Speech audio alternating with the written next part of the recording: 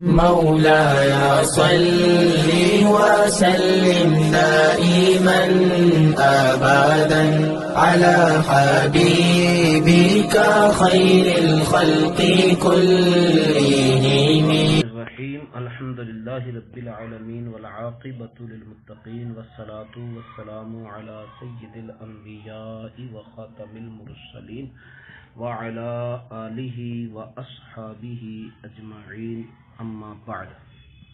الحمدللہ مرکز الطاہر جامعہ امینیہ رضویہ مظہر الاسلام مرکزی جامع مسجد سبحان اللہ غلام محمد آباد فیصل آباد میں حضرت قبلہ پیر طریقت رہبر شریعت پروفیسر ڈاکٹر محمد غلام غوث طاہری نقشبندی بخشی دامت برکاتہم القدسیہ کی کوششوں اور کاوشوں سے منعقد ہونے والی درس نظامی کی کلاس ترجمہ القرآن میں آج ہمارا سبق سورۃ النساء کی آیت نمبر 53 سے شروع ہو رہا ہے۔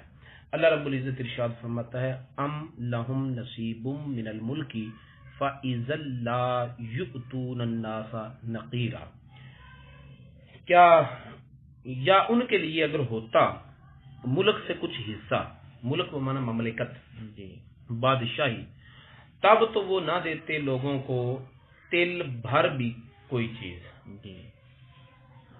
یہ پچھلی آیات میں ذکر ہو رہا تھا کعب بن اشرف کا، تو کعب بن اشرف نے حضرت ابو سفیان رضی اللہ تعالی عنہ جو کہ اس وقت ابھی دائرہ اسلام میں داخل نہیں ہوئے تھے اور مشرکین مکہ کفار قریش کے نمائندگی کر رہے تھے، اور یہ 70 افراد مدینہ سے لے کر خیبر سے لے کر وہاں ان کو رسول اللہ صلی اللہ علیہ وسلم کے خلاف محاذ آرائی پر اکسا رہا تھا، تو اس وقت انہوں نے کعب بن اشرف نے کفار مکہ سے کہا تھا کہ بادشاہت ہماری ہے، نبوت ہماری ہے، اگر نبی ہوتا تو ہم میں سے ہوتا، وہ ہم میں سے نہیں ہے اس لیے وہ نبی نہیں ہے۔ ٹھیک ہے، اللہ تعالیٰ نے بادشاہت بھی ہمیں دی ہے، نبوت بھی ہمیں دی ہے، تو جب ہم جدی پشتی بادشاہ ہیں تو ہم عرب کے غلام کیوں بنے؟ لہذا ہم عربوں کی غلامی اختیار نہیں کر سکتے، اور چونکہ جدی پشتی نبوت ہم میں ہے تو اس کی نبوت بھی پھر سچی نہیں ہے کیونکہ یہ ہم میں سے نہیں ہے۔ ان کے جواب میں اللہ تعالیٰ نے فرمایا کہ اگر انہیں بادشاہت سے کچھ حصہ بھی ملتا تو ان کی کنجوسی اور بخل کا عالم یہ ہے، اور طبیعت میں خساست اس قدر ہے کہ یہ کسی انسان کو تیل برابر بھی کوئی چیز نہ دیتے۔ اگر بادشاہت انہیں ملتی تو سارے لوگ باقی ان کے علاوہ جو ہے وہ تو سارے بھوکے مر جاتے۔ تو اگر دنیا قائم ہے اور لوگ کھا پی رہے ہیں دنیا کے اطراف و اکناف میں، تو اس کا مطلب یہ ہے کہ ان کے پاس بادشاہت نہیں ہے، بادشاہت اس اللہ تعالیٰ کے قبضہ و اختیار میں ہے، اور اس بادشاہ حقیقی وہی ہے کہ جو اپنوں بیگانوں کو برابر ضرورتیں ان کی پوری کر رہا ہے۔ ام یحسدون الناس علی ما آتاہم اللہ من فضلہ، یا یہ لوگ حسد کرتے ہیں لوگوں سے۔ یہاں پر الناس سے مراد، ناس کا معنی ہوتا ہے لوگ، لوگوں سے مراد سارے انسان ہو سکتے ہیں، لیکن اس پر الف لام داخل ہے عہد کا، اور یہاں معہود معین مراد ہے، اور یہاں ناس سے مراد سارے لوگ نہیں بلکہ صرف رسول اللہ صلی اللہ علیہ وسلم اور ان پر ایمان لانے والے مراد ہیں۔ اور قرآن پاک میں اس طرح انداز گفتگو جا بجا ہے کہ کہیں پر الناس مراد بول کر ابو جہل وغیرہ مراد لیے گئے ہیں، کہیں پر الناس مراد کر سارے لوگ مراد لیے گئے ہیں، کہیں پر الناس بول کر صحابہ کرام مراد لیے گئے ہیں، جیسے قرآن پاک میں ہے نا وَإِذَا قِيلَ لَهُمْ آمِنُوا كَمَا آمَنَ النَّاسُ، جب انہیں کہا جاتا ہے کہ ایمان لاؤ جیسا کہ ایمان لائے یہ لوگ، جی تو وہاں پر بھی الناس ہے، جی اور وہاں الناس سے مراد صرف صحابہ اکرام ہے، جی ٹھیک ہے. اور ہے والعصر ان الانسان لفی خسر، ہاں جی وہاں پر بھی الانسان ہے، جی اور وہاں پر کہا گیا کہ وہ خسارے میں ہے، ہاں جی ٹھیک ہے. اور اس مقام پر بھی الناس ہے، جی ٹھیک ہے. تو یہاں پر الناس ہی ہے، لیکن جیسے الرحمن علم القرآن خلق الانسان جی علمہ البیان، جی وہاں بھی الانسان ہے. جی تو جہاں لفظ ایک ہی ہے لیکن معنی مختلف کیوں ہوتا ہے؟ وہ معنی مختلف ہوتا ہے الف لام کی وجہ سے، جی کیونکہ الف لام جو ہے نا اس کی متعدد قسمیں ہیں. جی الف لام تعریف کا ہوتا ہے تو وہ کبھی برائے جنس ہوتا ہے، کبھی برائے نوع ہوتا ہے، جی کبھی وہ عہدی ہوتا ہے، کبھی استغراق کے لیے ہوتا ہے، جی تو کبھی عہد ذہن کے لیے ہوتا ہے، کبھی عہد خارجی کے لیے ہوتا ہے. جی تو یہاں پر معہود معین مراد ہے، مخصوص لوگ مراد ہیں، اور وہ مخصوص خصوصیت کا معنی الف لام سے نکل رہا ہے، جی ٹھیک ہے. تو یہاں الناس سے مراد صحابہ کرام ہیں. جی الانسان خلق والعصر ان الانسان لفی خسر، وہاں پر الف لام جو ہے وہ جنسی ہے، وہاں انسان جنس سے انسان کی جنس مراد ہے، جی ٹھیک ہے. اور یہاں پر عہد کا الف لام ہے، اور یہاں مخصوص لوگ مراد ہیں، جی اور وہ مخصوص لوگ جو ہیں وہ صحابہ. نبی پاک صلی اللہ علیہ وسلم اور صحابہ کرام ہیں. کہ یہ لوگ اس لیے غلط بیان دے رہے ہیں، شیطان کی پوجا کر رہے ہیں، بتوں کو سجدے کر رہے ہیں، اہل کتاب ہونے کے باوجود جہالت کے سارے کام کیے جا رہے ہیں، اور مشرکوں کو ان حق والوں سے زیادہ ہدایت والے کہہ رہے ہیں. تو اس کی وجہ کیا ہے؟ کہ یہ لوگ ان لوگوں سے حسد کرتے ہیں. جی کن لوگوں سے حسد کرتے ہیں؟ جو محمد صلی اللہ علیہ وسلم اور ان کے ساتھی ہیں. جی وجہ علامہ آتاہم اللہ من فضلہ، اس وجہ سے جو اللہ نے ان کو اپنا فضل عطا فرمایا، جی فضل اللہ نے دیا، جی اور یہ ان سے حسد کرتے ہیں جی کہ انہیں کیوں ملا، جی یہ نبوت ہمیں ملنی چاہیے تھی، جی ٹھیک ہے، بجائے اس کے کہ تورات سے ملنے والی بشارتوں، خوشخبریوں، علامتوں کے پیش نظر پہچانے اور حق کو تسلیم کریں. اس کا یہ مطلب نہیں کہ انہیں حق کا پتہ نہیں ہے، پتہ ہے، انکار کی وجہ ان کا حسد ہے. جی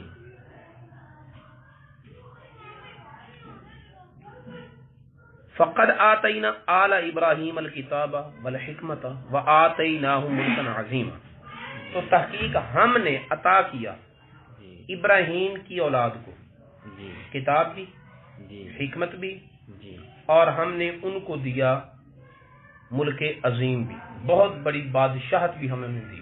جی جیسے حضرت یعقوب علیہ السلام کو، جی حضرت یوسف علیہ السلام کو، موسیٰ علیہ السلام کو تم کہتے ہو کہ وہ ہم میں سے تھے اس لیے نبی بنے. اللہ تعالیٰ فرماتا ہے کہ وہ ابراہیم کی اولاد تھے، ہم نے تمہارے خاندان کو نہیں دیکھا، جی ہم نے ابراہیم علیہ السلام کی اولاد کو دیکھا ہے، جی ٹھیک ہے. اور اس وقت ابراہیم کی آل وہ تھی جن کو کتاب، حکمت اور ملک عظیم ملا، جیسے حضرت سلیمان علیہ السلام، داؤد علیہ السلام، یوسف علیہ السلام، یعقوب علیہ السلام، موسیٰ علیہ السلام وغیرہ وغیرہ. جی اور اس وقت آل ابراہیم وہ ہے جس کو کتاب، حکمت، ملک عظیم مل چکا ہے، اور اس وقت آل ابراہیم سے مراد وہ ہے جس کو کتاب، جس جگہ پر کتاب، حکمت، ملک عظیم جمع ہے. جی آئی بات سمجھ میں؟ ہاں جی اور جس جگہ پر یہ تینوں چیزیں جمع ہیں، جی کتاب سے مراد قرآن، حکمت سے مراد نبوت، جی اور ملک عظیم سے مراد بادشاہت، اور تینوں جمع چیزیں اس دور میں جہاں جمع ہیں وہ مسلمان ہیں. جی لہذا اس دور میں آل ابراہیم سے مراد سرکار مدینہ کی ذات ہے، جن کو اللہ تعالیٰ نے کتاب بھی دی، حکمت بھی دی، جی ٹھیک ہے، بادشاہ، اور اللہ تعالیٰ نے ان کو ملک عظیم بھی عطا فرمایا. جی ٹھیک ہے. اب اس سے یہاں پر یہ بھی سمجھ لیں، وہ جو ایک عورت تھی جس نے بیان دیا تھا نا پارلیمنٹ میں کہ نماز میں تو ہم کہتے ہیں کہ اللہم صلی علی محمد و آل محمد، جی تو پھر ادھر ہم اسرائیل کو مانتے ہی نہیں ہیں، جی تو چونکہ وہ آل ابراہیم ہیں تو ہم نماز میں ان پر درود بھیجتے ہیں، اور ادھر ہم ان کو تسلیم نہیں کر رہے، لہذا ہمیں اسرائیل کو تسلیم کرنا چاہیے. جی ٹھیک ہے. تو یہاں قرآن پاک کی اس آیت نے اس کا بھی جواب دے دیا کہ آل ابراہیم کو اللہ نے کتاب، حکمت، ملک عظیم دیا ہے. جی ان کے پاس کیا چیز ہے اس وقت کی؟ بھی نہیں. ٹھیک ہے. تو یہاں پر قرآن، کتاب، حکمت اور ملک عظیم تینوں چیزیں جہاں جمع ہیں وہ ذات مصطفیٰ ہے. لہذا درود میں جب جو ہم پڑھتے ہیں نا کہ اللہم صلی علی محمد و آل محمد، تو آل محمد سے مراد بھی، آل ابراہیم سے مراد بھی جی رسول اللہ صلی اللہ علیہ وسلم کی ہی ذات ہے. کما صلی علی ابراہیم و علی آل ابراہیم، ہاں جی ہاں جی تو آل ابراہیم سے مراد بھی سرکار مدینہ کی ذات ہی ہے. جی. اچھا، اس مقام پر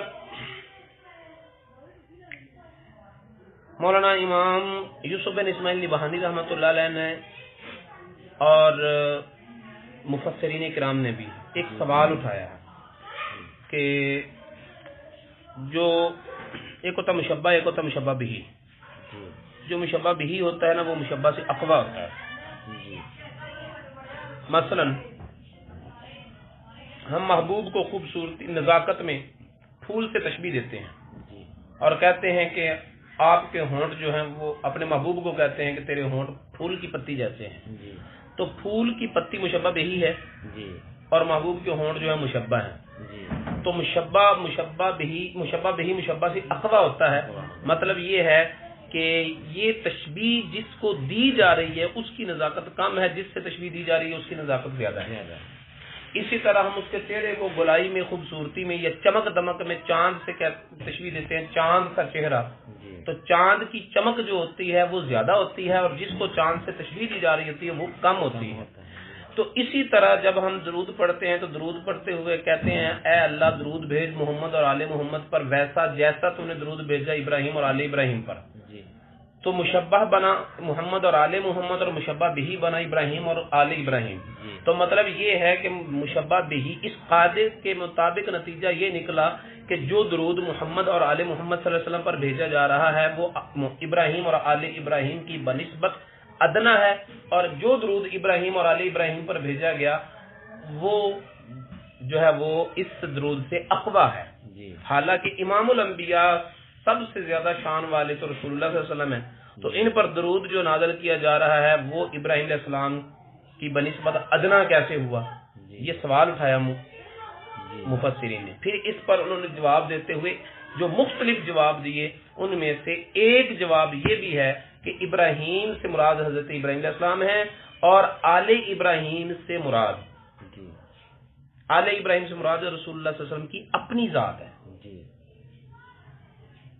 ٹھیک ہے. لہٰذا اعتراض اسی صورت میں پیدا ہوتا ہے نا، چلو ابراہیم علیہ السلام پر تو اعتراض نہیں ہوتا کہ وہ جد کے اعتبار سے اعلیٰ ہو گئے، مرتبے کے اعتبار سے اگرچہ مبتدی ہیں، چھوٹے ہیں، لیکن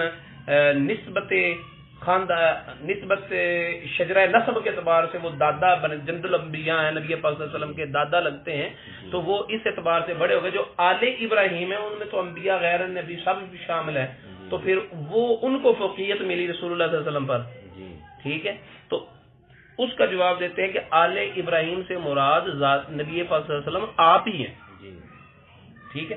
اس ایک جواب کی تائید اس آیت میں ہو جاتی ہے کہ اللہ تعالیٰ نے ابراہیم کی آل کو کتاب، حکمت اور ملک عظیم عطا فرمایا.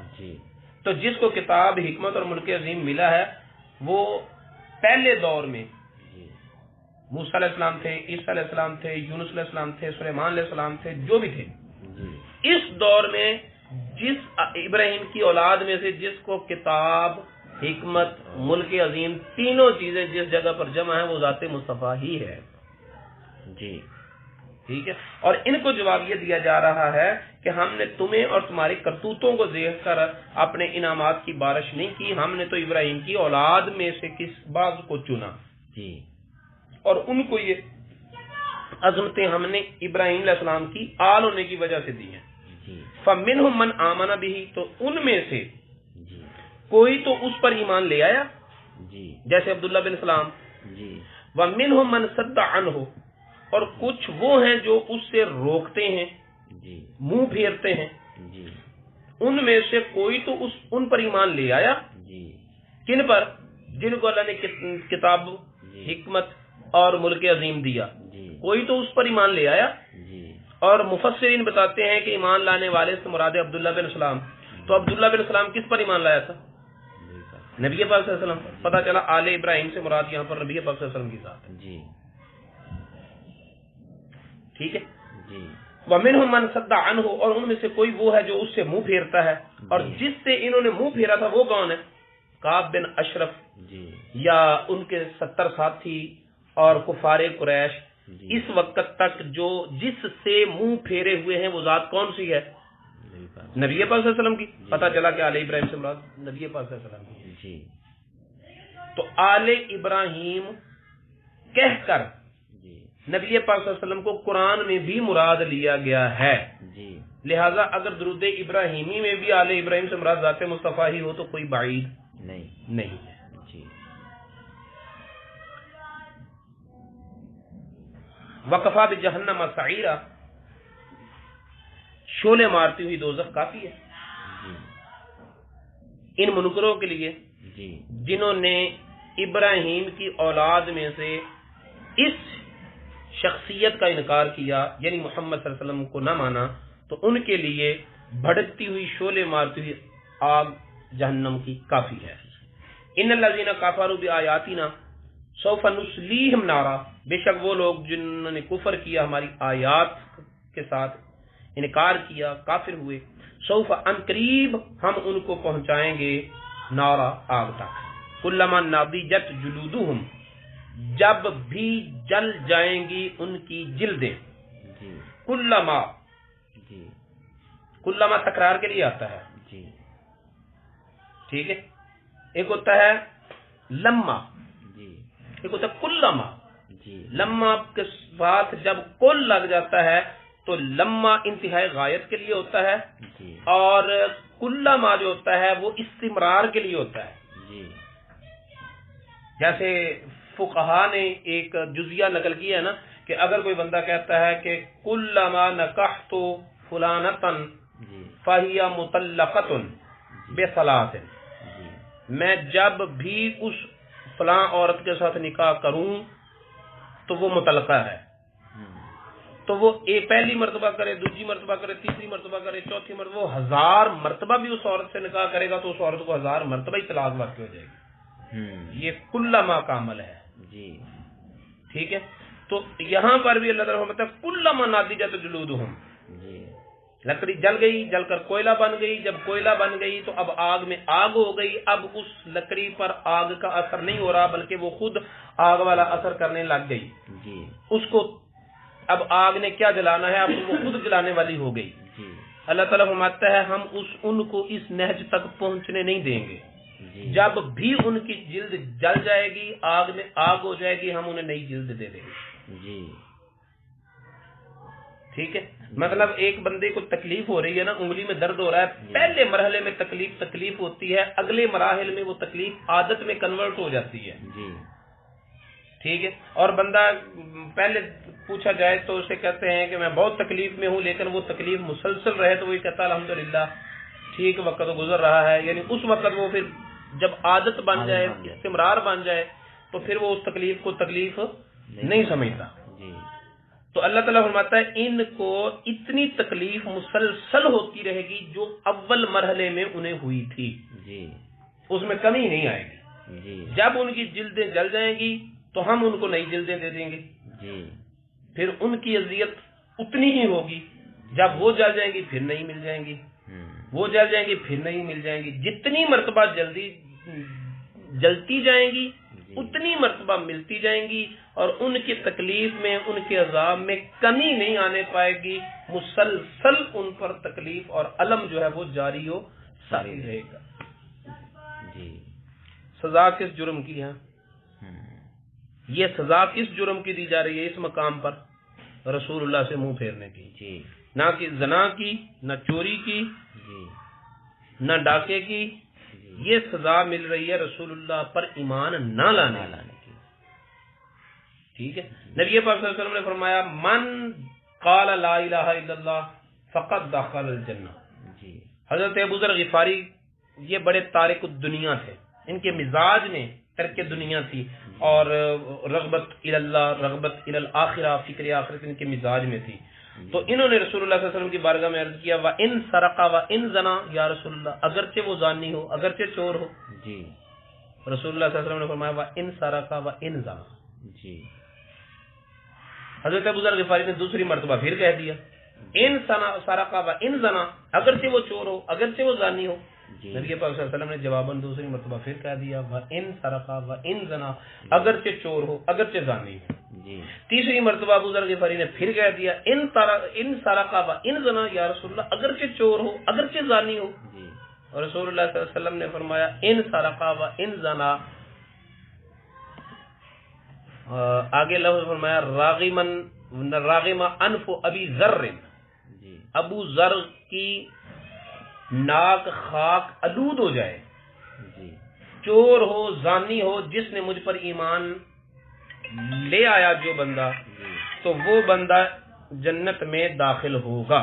جی اب یہ کلمہ جو ہے نا وہ کلمہ تضمیم کا ہے جی کہ ابو ذر کی ناک خاک آلود ہو۔ موقع محل کے مطابق تو اس کا مطلب یہ بنتا ہے نا کہ ابو ذر غفاری جتنی مرضی ناک رگڑ لے، الزانی ہو، چور ہو، مجھ پر ایمان لے آنے والا جنت میں ہی جائے گا۔ جی ٹھیک ہے، لیکن یہ کلمہ تضمیم ہے، جی مذمت ہے، جی برائی ہے۔ جی ٹھیک ہے، اگرچہ ابو ذر کی ناک خاک آلود ہو، اچھا معنی تو نہیں ہے نا اس کا، جی ٹھیک ہے، لیکن اس کے باوجود کہ اس کا معنی اچھا نہیں بنتا، حضرت ابو ذر غفاری جب بھی اس حدیث کو روایت کرتے تھے تو یہ لفظ بڑے ذوق اور مستی میں ادا کرتے تھے۔ وجہ کیا تھی کہ یہ کلمہ تضمیم تھا، یا جو کچھ بھی تھا نکلا محبوب کی زبان سے تھا۔ ٹھیک ہے، اس پر وہ ایک شعر بھی فارسی کا لکھتے ہیں کہ داد دشنام ملا آں یار جانی یک شبے، عمر بگذشت و لذت آں ہنوز باقی، کہ اس محبوب نے مجھے ایک رات گالی دی تھی، میری زندگی ختم ہو چکی ہے لیکن اس گالی کی لذت ابھی بھی میرے دل میں باقی ہے۔ مطلب محبوب کی طرف سے ملنے والی ہر چیز ہی محبوب ہوتی ہے۔ تو یہاں پر جس کی مذمت ہو رہی ہے، جن کا عذاب بیان کیا جا رہا ہے، یہ اس جرم کا عذاب بیان ہو رہا ہے کہ من صد عنہ، جس نے ان سے منہ پھیرا، یہ ان کا حال ہوگا۔ رسول اللہ صلی اللہ علیہ وسلم سے منہ پھیرنے والوں کا حال اگر یہ ہوگا تو رسول اللہ صلی اللہ علیہ وسلم کی طرف رخ کرنے والوں کا انجام کیا ہوگا؟ لازمی تقاضا ہے نا کہ وہ بھی بیان کیا جائے، تو اللہ تعالیٰ نے ساتھ ہی وہ بھی بیان کیا۔ فرمایا کلما نضجت جلودہم بدلناہم جلودا غیرہا لیذوقوا العذاب، جب بھی ان کی جلدیں، ان کے چمڑے، ان کی کھالیں جل جائیں گی، ہم ان کی جلدوں، چمڑوں کو ان کے علاوہ نئے چمڑوں سے بدل دیں گے، لیذوقوا العذاب، تاکہ وہ عذاب کا مزہ چکھتے رہیں۔ ان اللہ کان عزیزا حکیما، بے شک اللہ تعالیٰ غالب حکمت والا ہے۔ والذین آمنوا، اور وہ جو ایمان لائے، کس پر؟ اسی محبوب کی بات ہو رہی ہے، وہ جو ایمان لائے، وعملوا الصالحات، اور انہوں نے نیک اعمال کیے، سندخلہم جنات تجری من تحتها الانہار، ان قریب ہم ان کو داخل کریں گے باغات میں بہتی ہیں جن کے نیچے نہریں۔ اب یہاں پر دو چیزیں ایک جو ہے نا مقابلے غور ہیں۔ ایمان لانے والوں کے لیے سندخلہم سین، اور ان الذین کفروا بآیاتنا، ان کے لیے سوف نصلیہم، سوف نصلیہم فعل مضارع ادھر بھی ہے، ادھر نصلیہم، ادھر ندخلہم، ادھر سوفا، ادھر سین۔ سوفا اور سین میں کیا فرق ہے؟ سوفا اور سین میں فرق یہ ہے کہ جب فعل مضارع پر سین داخل ہوتا ہے تو اس کو مستقبل قریب کے ساتھ خاص کر دیتا ہے، اور جب فعل مضارع پر سوف داخل ہوتا ہے تو اس کو فعل مستقبل بعید کے ساتھ خاص کریں. جیسے ماضی قریب ماضی بعید ہوتی ہے نا, جی فعل ماضی مطلق پر قد داخل ہو تو ماضی قریب بنتی ہے, جی کانا داخل ہو تو ماضی بعید بنتی ہے. جی تو اسی طرح فعل مضارع پر سین داخل ہو تو مستقبل قریب کے معنی میں خاص کرتا ہے, جی سوف داخل ہو تو وہ مستقبل بعید کے معنی میں اس کو کنورٹ کرتا ہے. اس تقابل سے پتہ یہ چلتا ہے کہ اللہ تعالیٰ جہنمیوں کو جہنم میں داخل کرنے سے پہلے جنتیوں کو جنت میں داخل کرتا ہے. جی سمجھ آ رہی بات کی؟ ہاں جی. کسی کو جلتے ہوئے دیکھنا, کسی کو اگر ہمارے سامنے کاٹا جائے تو یہ بھی تو ایک تکلیف ہے نا. جی اللہ تعالیٰ جنتیوں کو یہ تکلیف بھی نہیں دے گا. جی ان جنتیوں کے سامنے جہنمیوں کو جہنم میں نہیں بھیجا جائے گا, جہنمیوں کے سامنے جنتیوں کو جنت میں بھیجا جائے گا. جی ٹھیک ہے, تاکہ ان کو حسرت کا عذاب ملے جی اور ان کو یہ بھی تکلیف نہ دی جائے کہ ان کے سامنے کسی کو دوزخ میں ڈالا جا رہا ہے. جی ٹھیک ہے, اس سے یہ پتہ چلا کہ جنتیوں کو جنت میں پہلے بھیجا جائے گا, جی دوزخیوں کو دوزخ میں بعد میں بھیجا جائے گا. سندخلهم جنات تجری من تحتها الانہار خالدین فیہا, ان قریب ہم ان کو داخل کریں گے باغات میں بہتی ہیں جن کے نیچے نہریں, ہمیشہ ہمیشہ ان باغات میں رہیں گے. لہم فیہا ازواج مطہرہ, ان کے لیے ان باغات میں پاکیزہ بیویاں ہیں.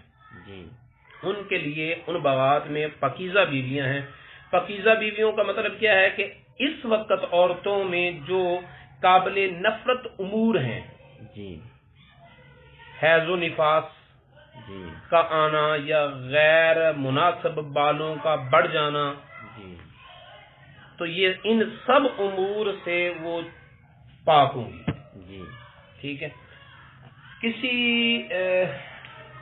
بزرگ کی بات ہے, شاید حضرت ابراہیم ادم رحمۃ اللہ علیہ ہیں یا کوئی اور ہیں, تو وقت کے خلیفہ نے ان سے پوچھا, کوئی بات ہوئی عورتوں کے حسن کی, تو انہوں نے کہا کہ میں تیری جو بیویاں ہیں ان کو اگر چند روز نہلائے بغیر رکھا جائے تو وہ ان سے بدبو آنے لگتی ہے, جی لیکن جو بندہ مومن کو اللہ تعالیٰ بیویاں عطا فرمائے گا وہ سالہ سال بھی نہ نہائیں جی تو ان کے بدن سے خوشبو ختم نہیں ہوگی. جی اور انہوں نے ان عورتوں کے مقابل جنت کی حوروں کا تذکرہ اور تقابل اس انداز میں کیا کہ بادشاہ غش کھا کے بے ہوش ہو گیا. جی ٹھیک ہے. جی. تو اللہ تعالیٰ کی نعمتوں میں سے ایک نعمت جو ہے ابدی نعمتوں میں سے وہ جنت اور جنت کی حوریں اور جنت میں ملنے والی ازواج مطہرہ ہیں. جی ان جن کو اللہ تعالیٰ نے بطور کرامت جی بطور فضیلت بیان کیا ہو قرآن نے, جی ان کو ہم بطور اہانت بیان کریں جی اور کہیں کہ یہ نبی کی نعت ہو رہی ہے, جی تو یہ نعت کے آڑ میں نبی کی شریعت سے کو برباد کیا جا رہا ہے. جی ٹھیک ہے. جنت اور جنت کی حوروں کو اہانت کے طور پر ذکر کرنا اور پھر جسے درویشی اور معرفت اور فقیری کا نام دینا یا عشق اور محبت کا نام دینا, یہ سب کا سب فضول نہیں, صرف باطل ہے, باطل جی اور گمراہی ہے. جی ٹھیک ہے. جن چیزوں کی اللہ تعالیٰ نے تعریف کی ہے ان چیزوں کی کبھی بھی اہانت, کسی صورت میں بھی اہانت نہیں کی جا سکتی. جی ٹھیک ہے. وَنُدْخِلُهُمْ ذِلًّا ذَلِيلًا, اور ہم ان کو گھنے سایوں میں داخل کریں گے. جی یعنی جنت میں سایہ ہی سایہ ہوگا, جی دھوپ نہیں ہوگی. جی ان اللہ یأمرکم ان تؤدوا الامانات الی اہلھا, بے شک اللہ تعالیٰ تم کو حکم دیتا ہے کہ تم ادا کرو امانتیں ان کے اہل کو. جی وَإِذَا حَكَمْتُمْ بَيْنَ النَّاسِ أَن تَحْكُمُوا بِالْعَدْلِ, اور جب تم فیصلہ کرو لوگوں کے درمیان تو تم فیصلہ کرو عدل کے ساتھ. امانتیں ان کے اہل کو ادا کرنے میں یہ بھی آ جاتا ہے کہ جو بندہ جس عہدے کے لائق ہو اس کو وہی عہدہ دیا جائے, اور جو کسی عہدے کے لائق ہو اس کو اس عہدے سے محروم نہ رکھا جائے. جی ٹھیک ہے. اور اس حوالے سے سب ہمارے نظام میں خیانت ہی خیانت ہے. جی اور امانت کو اس کے اہل کی طرف لوٹاؤ، تو اس میں یہ بھی آتا ہے کہ جو ووٹ ہے، جی ووٹ سے مراد ہے تمہارا نظریہ اس شخص کے بارے میں جو مسلمانوں کے امور کو سر انجام دینے کا ذمہ دار بن رہا ہے، جی کیا ہے کہ سارے مسلمانوں کی لگام اس بندے کے ہاتھ میں پکڑا دو تو کیا یہ مسلمانوں کے حق ادا کرے گا؟ تمہارا نظریہ اس کے بارے میں کیا ہے؟ اس نظریے کو ووٹ کہتے ہیں. جی ٹھیک ہے. اور جن لوگوں کو ہم نے تجربہ اور مشاہدہ میں جان لیا کہ یہ لوگ مسلمانوں کے خیر خواہ نہیں ہیں، جی اب دیکھا جائے گا مسلمانوں کے اسلام کے پیش نظر کہ کسی کی خیر خواہی کرتا ہے تو بطور اسلام جی اس کی خیر خواہی کر رہا ہے. سڑکیں بنا دینا، سولنگ لگوا دینا، کیا نام ہے اس کو پی سی ڈلوا دینا، جی گیس کے کنیکشن لگوا دینا، جی یہ خیر خواہی ہے لیکن بحیثیت اسلام نہیں. جی بحیثیت اسلام مسلمانوں کے ساتھ اچھا رویہ، ان کی ذمہ داری کون ادا کرے گا؟ یہ وہی ادا کرے گا جو مسلمانوں کو نظام مصطفیٰ دے گا. جی بحیثیت اسلام ان کی خیر خواہی یہ نہیں ہے کہ ان کو پیٹ بھر کر کھانا دیا جائے.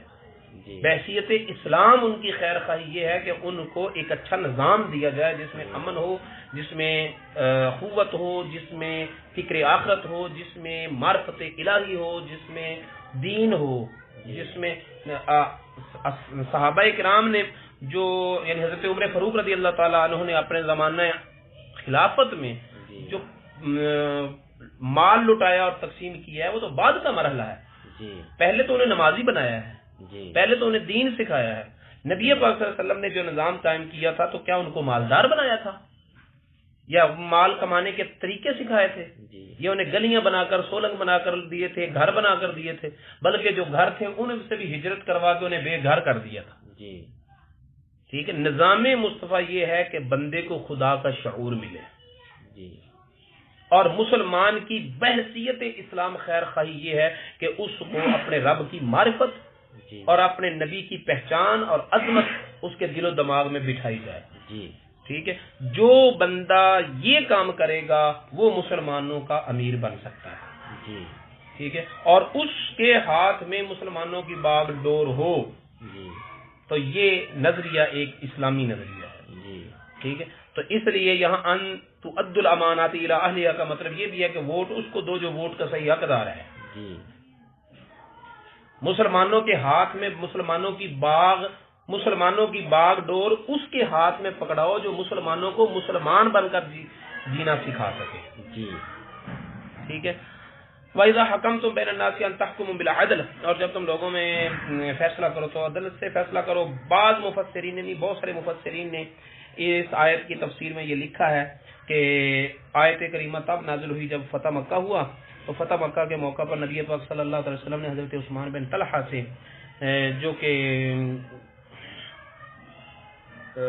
بیت اللہ شریف کی چابی جی کے محافظ تھے، ان سے یہ چابی لی. تب یہ آیت نازل ہوئی، تب نبی پاک صلی اللہ علیہ وسلم نے وہ چابی پھر انہیں کو لوٹا دی. جی تو پھر تو اس آیت میں نبی پاک صلی اللہ علیہ وسلم کی مذمت نہ ہوئی.